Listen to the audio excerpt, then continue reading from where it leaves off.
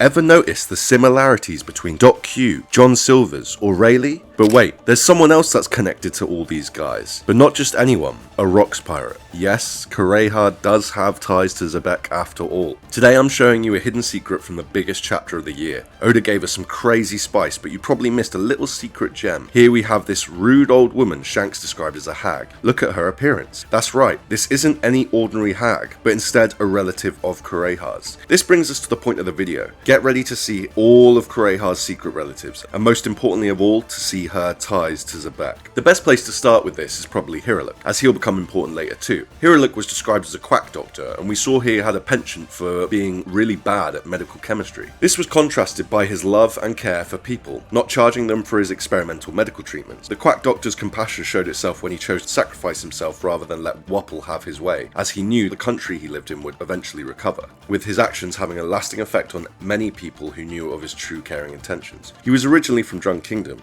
returning back there after supposedly having a change of heart, a phrase that fits Hiriluk as a character because he was healed from a heart disease after seeing the Secretaries, in what most likely was the same place Roger and Whitebeard shared sake cups. Afterwards, he met Chopper and practically took him in as a child. He wore three-quarter trousers despite the cold and a hat, which are both super relevant, but for some reason no one seems to notice it. But I'll get to that in a sec. He would have been 68 if he would be alive today. Why do I bring up Hiriluk? Simples. Check this out. Weirdly, Hiriluk resembles Q. They're both introduced in Drum Island flashbacks. Their noses are oddly similar. They both use explosives and both are medical chemists. They both have makeup on their eyes, and yes, Q just so happens to be wearing three-quarters and a hat, showing off the classic hairy legs that we get from Hiriluk. We know Hiriluk had a sickness and that Q was born with a sickness. Could Hiriluk be Q's father, split up from birth? Maybe their separation is their sickness, but that's nothing compared to what's coming up. Additionally, Q seems very invested in the concept of luck. When Luffy eats a dud explosive apple, this makes Q happy with him, noting how Luffy is lucky, which suggests not only luck but fate also, akin to the rest of Blackbeard's crew. This is where we bring in Kureha. Both deeply believe in fate. Q's known as the god of death, characterized by looking old and sickly despite being only 28 and carrying a Grim Reaper style scythe. This is a direct contrast to Kureha, who is as old as humans get in the One Piece world, yet looks relatively healthy, relatively young, and amazingly also has scythes. The difference here is Kureha has the scythes on her wall, not actually as an active weapon, which is quite symbolic. In other words, Kureha is almost more of a god of life. So Q kills people with his use of medical knowledge and powers, and Kureha saves people with her medical use and power. Their ages are 113 years apart, so we can be sure she isn't a mother figure, but the rabbit hole gets deeper, and this is where the big spice starts to come in. Check out this guy, zombified Captain John Silvers, looking a little worse for wear since Moria dug him up. Despite this, you don't need to be galaxy brain to see the resemblance between Kureha and him. Similar to Q and Kureha, John share some of the similar features, but in this case far more closely. There are more connections too, however, through Carmel, as Kureha ties to the big heist at God Valley and ultimately John's treasure, but that video is coming after this one, so make sure you're subbed. Instead, we're going to continue the line of physical similarities and see how insane it really gets, because honestly it does get crazy. So Kureha and John have similar properties.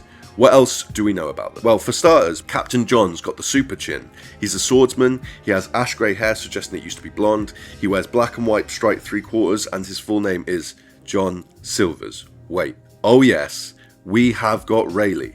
Rayleigh is 78, notably 10 years older than Hiriluk, and in his younger years was blonde like Kureha and the others. Both Rayleigh and Kureha are 6'2", and that secret chin I mentioned about, I think it's interesting because we do see Rayleigh has a weird beard, and if you gave him a normal beard it might be more obvious that the chin, so I think that might just be clever characters design by Oda, keeping it subtle, and it must have worked because no one, I've only noticed 20 odd years after, and I'm not sure about you guys. Kureha often talks about youth, and recently in Amazon Lily, Rayleigh mentioned he's not as young as he once was.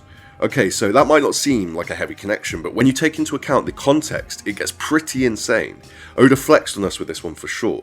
In 1059, Blackbeard announces that Kobe helped him overthrow former rocks pirate Ochiku, and subsequently Blackbeard took over Hachinosu. At the panel after this, Silver Rayleigh turns up. This is crazy. Why? Well, because Rayleigh enters the scene wearing three-quarter trousers, which we've not seen the design of before, which just so happens to match John's trousers and resembles Hiriluk's collar. As I said, former Rocks pirate Captain John and Rayleigh also share the same name, Silvers, and similar facial features. Okay, but why is John important in this situation? What's the relevance? Because the famous Captain John's treasure is hidden on an island with a skull on it. Most people believe this to be Hachinosu or Onigashima, but let's face it, Onigashima has holes in the bottom and was flying around Wano and whatnot, so probably not going to be that.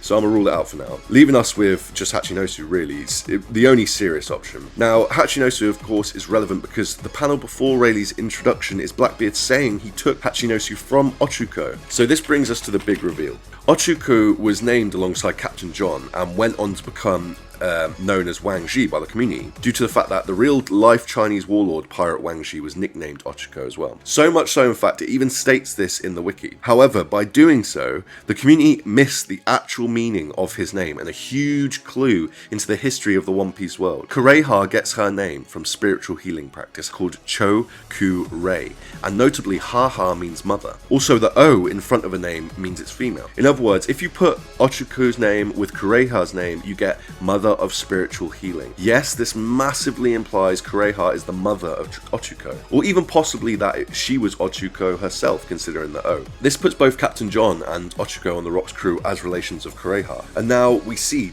Q is another similar looking dude and is in Blackbeard's crew, a character with many Zebek ties. Strange indeed, but what does this all mean? All of the characters described show significant ties between one another, and it definitely appears that Kureha had two strong connections on Rock's ship. This would explain all the treasures in her castle, such as weaponry, etc. And it will give us some explanation as how she knows about the world, the will of D. The second part is a lot bigger and a lot more dense, but it's already being made at the moment. The script's already written, so it will be coming a couple days after this one. For those of you who have made it this far, I'm going to be sending you a pair of 3/4 in black and white. Just let me know your sizes in the comments.